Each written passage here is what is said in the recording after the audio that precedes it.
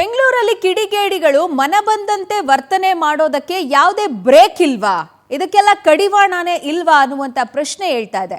Because delivery boys ಮೇಲೆ ಮನ ಬಂದಂತೆ ಥಳಿತವನ್ನು ಮಾಡಲಾಗಿದೆ. ಕಟ್ಟಿಗೇನಹಳ್ಳಿ ದಿನಸಿ ಡೆಲಿವರಿ ಮಾರ್ಟ್ ಬಳಿ ನಡೆದಿರುವಂತಹ ಘಟನೆ ಇದು. ಬಾಗಲೂರಿನ ಕಟ್ಟಿಗೇನಹಳ್ಳಿ ಬಳಿ ಡೆಲಿವರಿ ಬಾಯ್ಸ್ ಮೇಲೆ ಅಟ್ಯಾಕ್ ಮಾಡಿದ್ದಾರೆ. ದಿನಸಿ ಆರ್ಡರ್ ಪಡೆಯೋದಕ್ಕೆ ಹೋದಂತ ಸಂದರ್ಭ ನಡೆದಿರುವ ಹಲ್ಲೆಯ ಘಟನೆ ಇದು. ಅದು ಕೂಡ ಮಾರ್ಟ್ ಒಳಗೆ ನುಗ್ಗಿ ಮನ ಬಂದಂತೆ ಥಳಿತ ಮಾಡಿರೋದು. ಕಿಡಿಗೇಡಿಗಳು ಹಲ್ಲೆ ಮಾಡುವಂತಹ ದೃಶ್ಯ ಸ್ಥಳದಲ್ಲಿದ್ದ ಸಿಸಿಟಿವಿಯಲ್ಲಿ ಸೆರೆಯಾಗಿದೆ. ಗುಂಪಲ್ಲಿ ಬಂದು ಡೆಲಿವರಿ ಬಾಯ್ಸ್ ಮೇಲೆ ತಮ್ಮ ಪ್ರತಾಪವನ್ನು ತೋರಿದ್ದಾರೆ ಕಿಡಿಗೇಡಿಗಳು.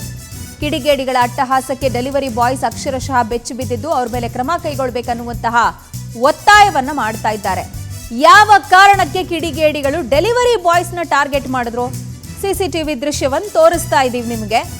ಡೆಲಿವರಿ ಬಾಯ್ಸ್ ಮೇಲೆ ಕಿಡಿಗೇಡಿಗಳು ಗುಂಪಾಗಿ ಬಂದು ಹಲ್ಲೆ ಮಾಡಿದ್ದಾರೆ. ಕೈಗೆ ಸಿಕ್ಕಿದ್ ತಗೊಂಡು ಹೊಡೆಯೋಷ್ಟ್ರ ಮಟ್ಟಿಗಿನ ದ್ವೇಷ ಏನಿತ್ತು?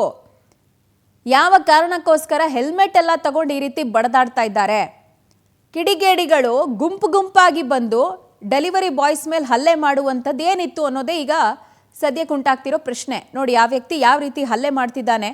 ಒಬ್ಬ ವ್ಯಕ್ತಿಯನ್ನ ಕೂರಿಸ್ಕೊಂಡು ಇಬ್ಬಿಬ್ರು ತಮ್ಮ ಪ್ರತಾಪವನ್ನು ತೋರಿಸ್ತಾ ಇದ್ದಾರೆ. ಇಂಥ ಕೇಡಿಗಳಿಗೆ ಕಡಿವಾಣನೇ ಇಲ್ವಾ? ಹಾಗಾದ್ರೆ ಇವ್ರಿಗೆಲ್ಲ ಕಾನೂನಿನ ಸುವ್ಯವಸ್ಥೆ ಭಯ ಖಂಡಿತ ಇಲ್ಲ. ಇದ್ದಿದ್ರೆ ಇಂಥ ಕೆಲಸಕ್ಕೆಲ್ಲ ಕೈ ಹಾಕ್ತಿರ್ಲಿಲ್ಲ ಇವರು. ಬಟ್ ಇದನ್ನ ಕಂಟ್ರೋಲ್ ಮಾಡ್ಬೇಕಲ್ವಾ? ಇದಕ್ಕೆಲ್ಲ ಕಡಿವಾಣ ಬೀಳ್ಬೇಕು. ನೆಕ್ಸ್ಟ್ ಇವ್ರನ್ನ ಎಕ್ಸಾಂಪಲ್ ತಗೊಂಡು ಬೇರೆಯವ್ರು ಹಿಂಗೆ ಮೆರಿಯಕ್ಕೆ ಹೋಗ್ಬಿಟ್ರೆ ಎಲ್ಲಿಗೆ ಹೋಗುತ್ತೆ ಸಮಾಜದಲ್ಲಿ ಸೇಫ್ಟಿ ಅನ್ನುವಂಥದ್ದು?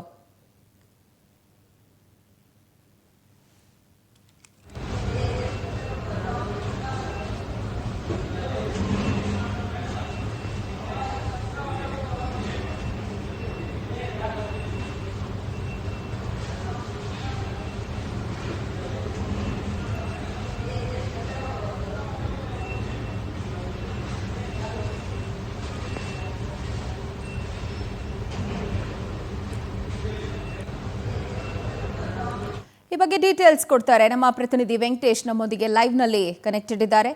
ವೆಂಕಟೇಶ್, ಈ ಘಟನೆ ಯಾವಾಗ ನಡೆದಿದ್ದು ಅಂಡ್ ಈ ಕಿಡಿಗೇಡಿಗಳಿಗೆ ಏನ್ ದುರಾಂಕಾರ ತಿಂದಿದ್ ಹೆಚ್ಚಾಗಿ ಪಿತ್ತ ನೆತ್ತಿಗೇರಿತಾ ಅಥವಾ ಕುಡ್ದಿದ್ರ? ಏನ್ ಗೊತ್ತಾಗ್ತಾ ಇದೆ ಡೀಟೇಲ್ಸ್?